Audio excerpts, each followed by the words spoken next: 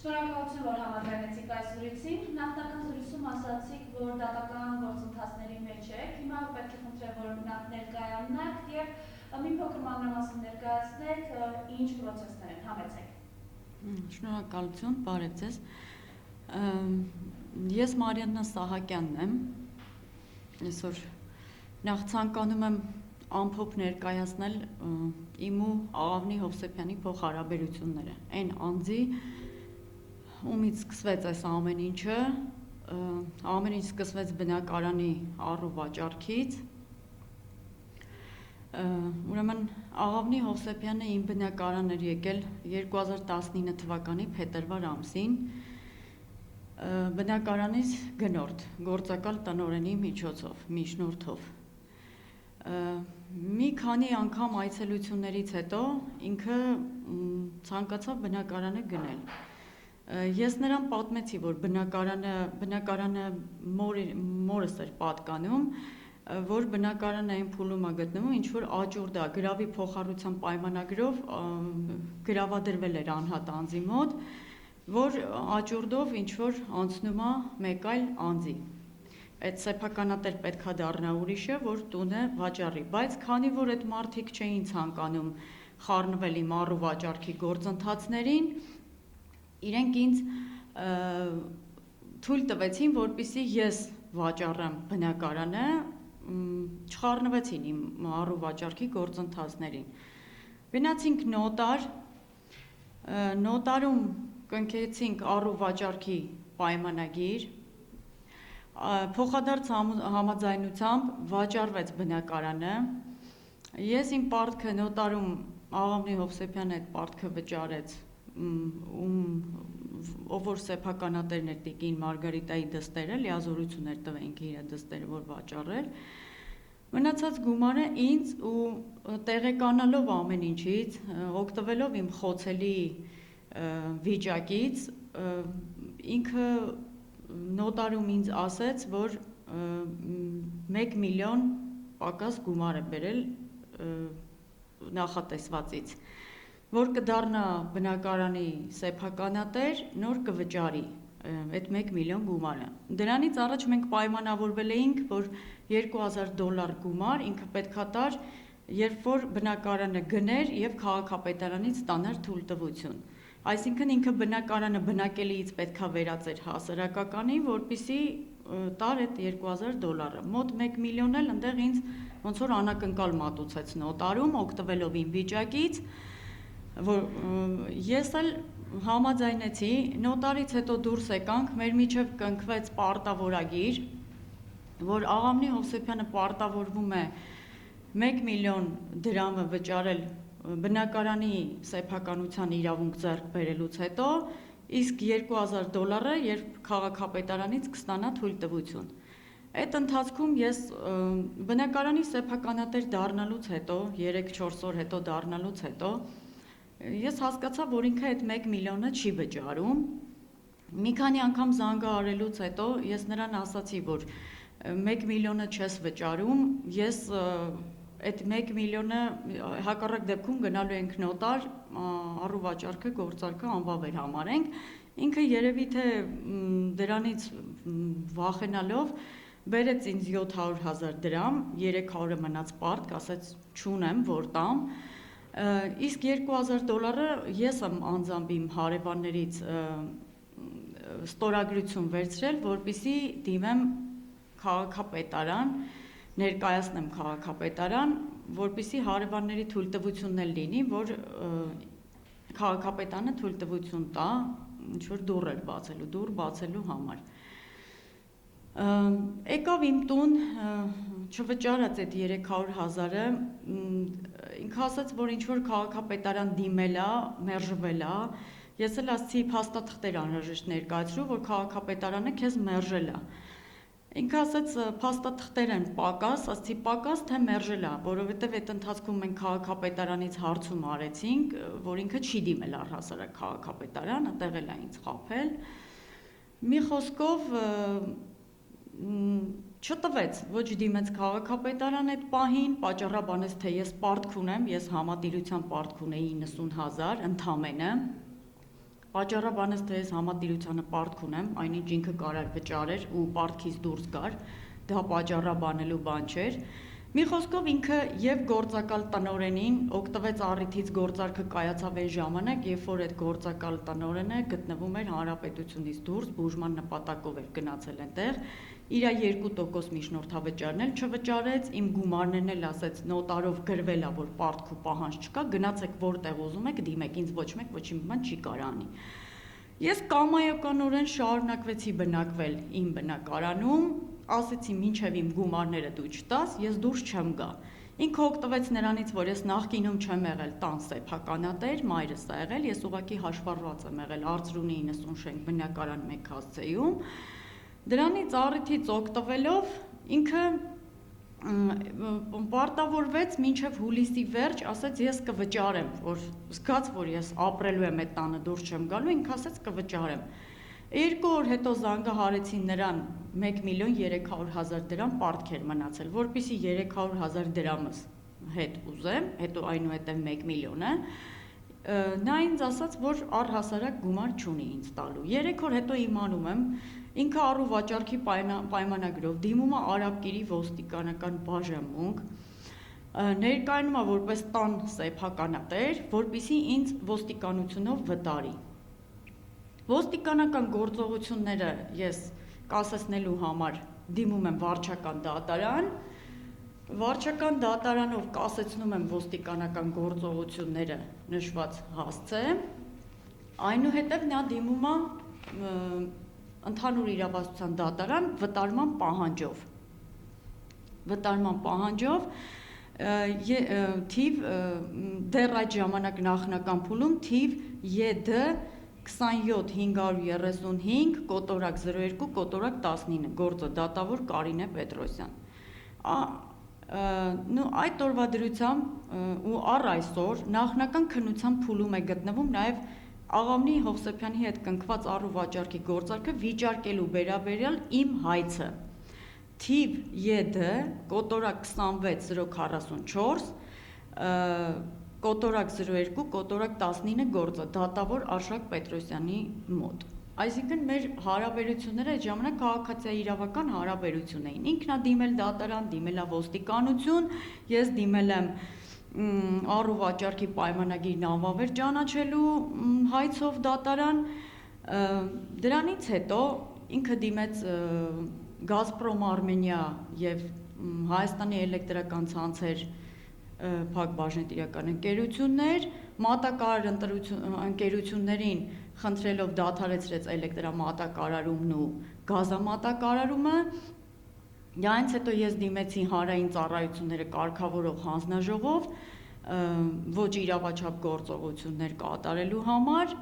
այնուհետև հանրային ծառայությունները կարգավորող հանձնաժողովը ինձ մերժեց, ես դիմեցի վարչական դատարան եւս, որպեսզի վերականգնեմ էլեկտրամատակարարումն ու գազամատակարարումը։ Այս ամեն ինչը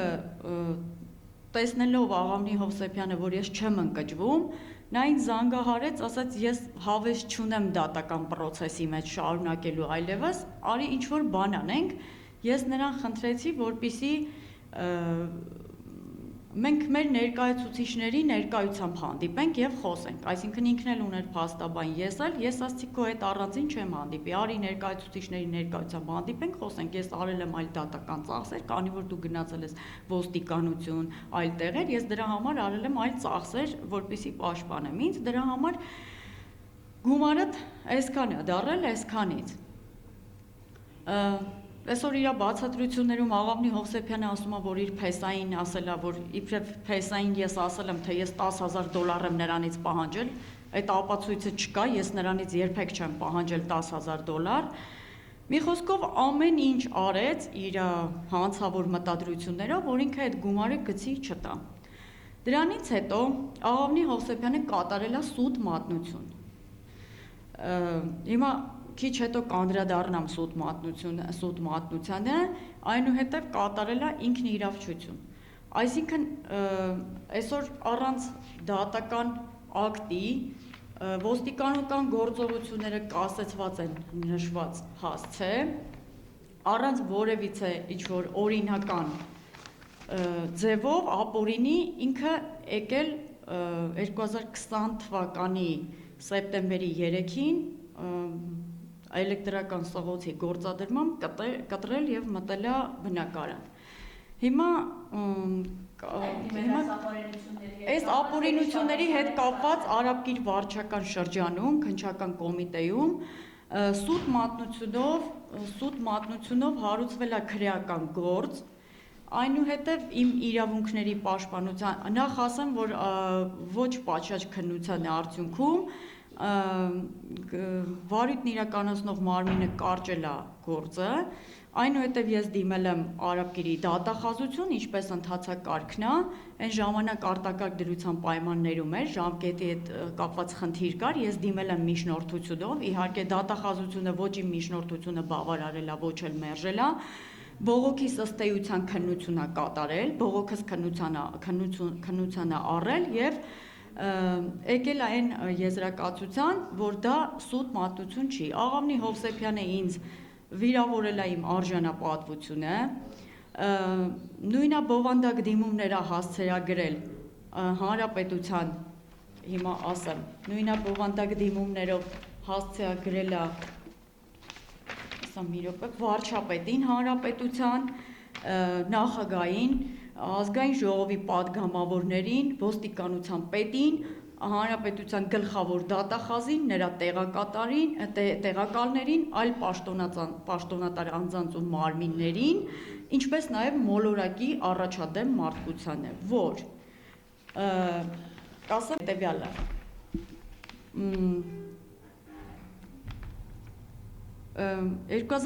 թվականի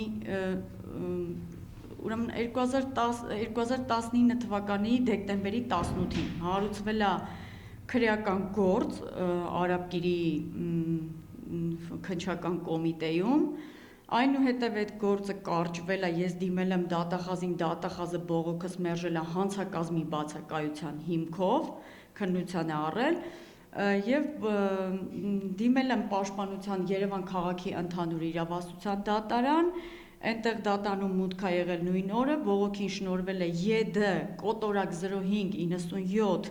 կոտորակ 11 կոտորակ 20 դատական գործի համարը մակագրվել եւ 2020 թվականի հուլիսի 1-ին հանձնվել է դատավոր Ռոբերտ Պապոյանին։ Ուրեմն ինչա ասում Աղավնի Հովսեփյանը, Մարենա Սահակյանը գնել եմ Երևան քաղաքի Արծրունի 90 շենք բնակարան 1 հասցեն բնակարանը,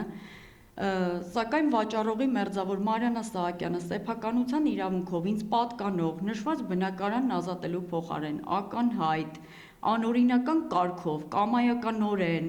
այս այն դեպքում, որ քննության առարկա դարձած հարցեր ունենք մի շարք դատարաններում, կամայականորեն շարունակում է բնակվել այնտեղ իմ բնակարանում եւ շահադիտական նպատակներով տունս դարձրել է հասարակած տուն, ՀՀ քրեական օրենսգրքի 261-262 հոդվածները վկայակոչելով, որի մասին շրջապատում գիտեն, տեղյակ են նաեւ իրավապահ մարմինները,